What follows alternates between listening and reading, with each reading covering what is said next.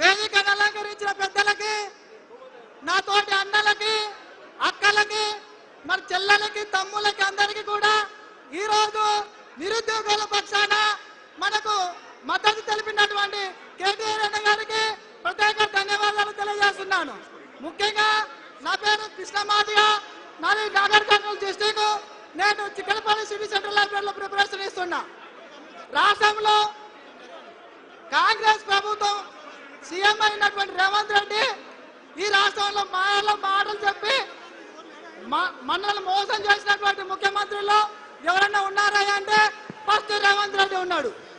రేవంత్ రెడ్డి ఇచ్చినటువంటి మాటలు, రేవంత్ రెడ్డి ఇచ్చినటువంటి హామీలు ఏ ఒక్కటి కూడా నిరుద్యోగులకు నెరవేర్చలేదు. నేను అడుగుతూ ఉన్నా, రేవంత్ రెడ్డి గారు నేను ఏమడుగుతున్నామయ్యా? రాష్ట్రబద్ధంగా, రాజ్యాంగబద్ధంగా రాష్ట్రంలో ఉన్నటువంటి నిరుద్యోగులకు ఉద్యోగాలు ఏమని అడుగుతున్నాం? మన ఏమైనా ఎమ్మెల్యే సీట్లు అడుగుతున్నామా? మన ఏమైనా ఎంపీ సీట్లు అడుగుతున్నామా? లేకపోతే ఆయన ఆస్తి ఏమని అడుగుతున్నామా? బీఆర్ఎస్ ప్రభుత్వంలో ఒక ఎగ్జామ్ కండక్ట్ చేస్తే ఎగ్జామ్ ఫీజు 250 ఫీజు ఉండేది. ఇదే కాంగ్రెస్ ప్రభుత్వం వచ్చిన తర్వాత 700-1000 రూపాయలు తీసుకుంటున్నారు. అయితే నిరుద్యోగులను మోసం చేసినటువంటి ఘనత ఈ కాంగ్రెస్ ప్రభుత్వానికి ఉంటుందని నేను తెలియజేస్తూ ఉన్నా.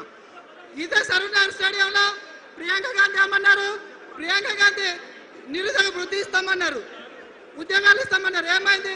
ఈ సరూర్ సాక్షిగా కాంగ్రెస్ ప్రభుత్వానికి రాబోయే ఎలక్షన్ లో డిపాజిట్లు కూడా దక్కవని సభాముఖంగా తెలియజేస్తున్నా. ఏదేమైనా కానీ కాంగ్రెస్ కావాలని ఒకప్పుడు అనుకున్నాం, ఇప్పుడు కాంగ్రెస్ పోవాలని అడుగుతూ ఉన్నాం. జై తెలంగాణ. ఈ అవకాశం ఇచ్చినట్టు ప్రజలకు అందరికి ధన్యవాదాలు. దయచేసి సుజాత సౌండ్ కరెక్ట్ వస్తలేదు. దయచేసి సమయాన్ని దృష్టిలో పెట్టుకొని మాట్లాడండి.